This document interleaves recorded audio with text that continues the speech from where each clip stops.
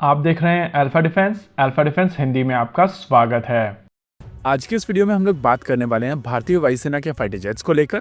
देखिए, इस समय आप कितनी भी कोशिश कर लें, लेकिन अगर डिफेंस के बारे में आप बात कर रहे हैं तो आपको भारतीय वायुसेना के फाइटर जेट्स को लेकर अभी बात करनी पड़ेगी। कल हम लोगों ने एक वीडियो किया था जहां पर हम लोगों ने आपको बताया था कि भारतीय वायुसेना को लेकर एक एम्पावर्ड कमेटी की रिपोर्ट सौंपी गई है और इस रिपोर्ट के बेसिस पर डिसाइड किया जाएगा कि आने वाले समय में भारतीय वायुसेना किस तरीके से आगे बढ़ने वाली है। देखिए, इस रिपोर्ट को सीक्रेट मार्क किया गया है, यानी कि ये रिपोर्ट पब्लिक नहीं की जाएगी।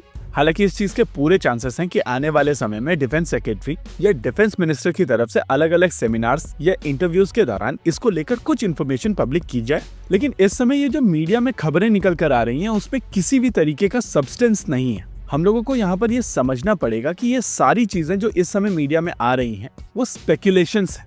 लेकिन इन सभी चीजों को साइड में रखकर ये समझने की कोशिश की जाए कि इस समय भारतीय वायुसेना के पास में क्या ऑप्शंस हैं और बेस्ट केस सिनेरियो कैसा दिखेगा। तो वहां पर आपको तीन चीजें समझनी पड़ेंगी। सबसे पहली चीज, इस समय भारतीय वायुसेना जिस सिचुएशन में पहुंच चुकी है उसके चलते उनको काफी तेजी से फाइटर जेट्स की आवश्यकता है और ये तेजी से फाइटर जेट तभी भारतीय वायुसेना को मिलेंगे जब एक फॉरेन ओईएम का सिस्टम भारत में असेंबल किया जाएगा, जिसको हम लोग MRFA कह रहे हैं। MRFA के फायदे भी हैं और नुकसान भी। अगर फायदे की बात की जाए तो भारतीय वायुसेना को कंपैरेटिवली जल्दी फाइटर जेट्स मिल जाएंगे और जिस डेस्परेट सिचुएशन में इस समय भारतीय वायुसेना है उनको ये रिक्वायरमेंट पूर्ण करनी पड़ेगी। इस कंपटीशन का best case scenario naturally Rafale है, लेकिन रफाल को लेकर हम लोग बार बार बात करते हैं कि इसमें जाने वाले M88 इंजन को लेकर जो प्रोडक्शन कैपेसिटी है वो लिमिटेड है और उसके चलते ये कम से कम साल 2030 तक पैक्ड है। हालांकि अगर इन इंजन्स को बनाने के लिए एक फैसिलिटी भारत में बना ली जाए या फिर फ्रांस में ही इन इंजन्स को बनाने की कैपेसिटी को फर्दर इंप्रूव किया जाए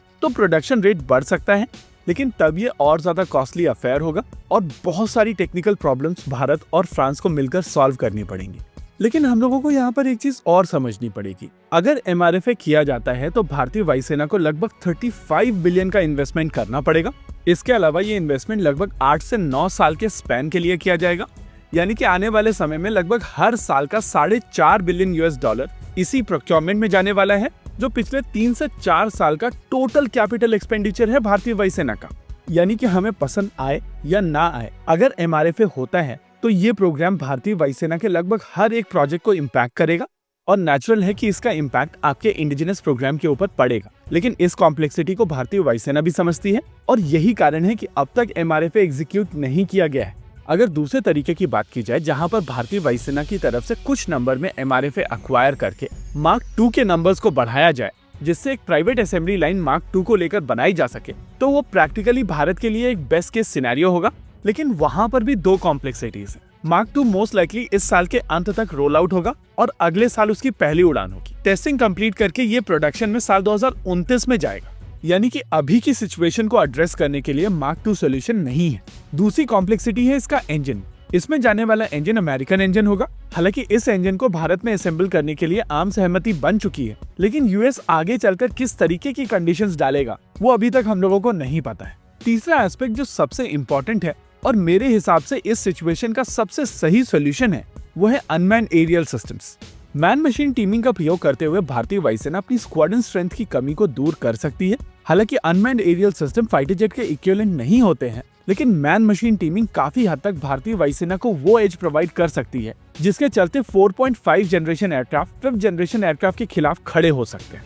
प्रैक्टिकली कोई भी सोल्यूशन भारतीय वायुसेना के लिए इस समय परफेक्ट सोल्यूशन नहीं है। यहाँ पर आपको ट्रेड ऑफ अचीव करने पड़ेंगे, यानी कि कहीं ना कहीं आपको कॉम्प्रोमाइज करना पड़ेगा। इन ट्रेड ऑफ्स के हिसाब से इस समय जो बेस्ट सोल्यूशन पॉसिबल है वो है MRFA से खरीदे जाने वाले फाइटर जेट्स का नंबर कम किया जाना और रिमेनिंग नंबर्स को Mark II के साथ में पूर्ण किया जाना, जहां पर दूसरी लाइन प्राइवेट लाइन है। और तीसरा एस्पेक्ट अनमैन्ड सिस्टम। घातक और वॉरियर जैसे सिस्टम भारतीय वायुसेना को वो क्षमता प्रोवाइड कर सकते हैं जिससे भारतीय वायुसेना के 4.5 जनरेशन एयरक्राफ्ट पाकिस्तान और चाइना के 5th जनरेशन एयरक्राफ्ट के सामने खड़े रह सके। वैसे इस एम्पावर्ड कमेटी की रिपोर्ट से एक चीज समझ में आती है कि इस समय भारतीय वायुसेना और भारत सरकार दोनों को ये चीज समझ में आ रही है कि जो सिचुएशन है उससे बाहर निकलने के लिए तेजी से काम करने की आवश्यकता है और उस डायरेक्शन में स्टेप्स लिए जा रहे हैं। इसी के साथ आज के इस वीडियो में रखते हैं केवल इतना ही। वीडियो को अंत तक देखने के लिए धन्यवाद। देखते रहिए अल्फा डिफेंस। जय हिंद।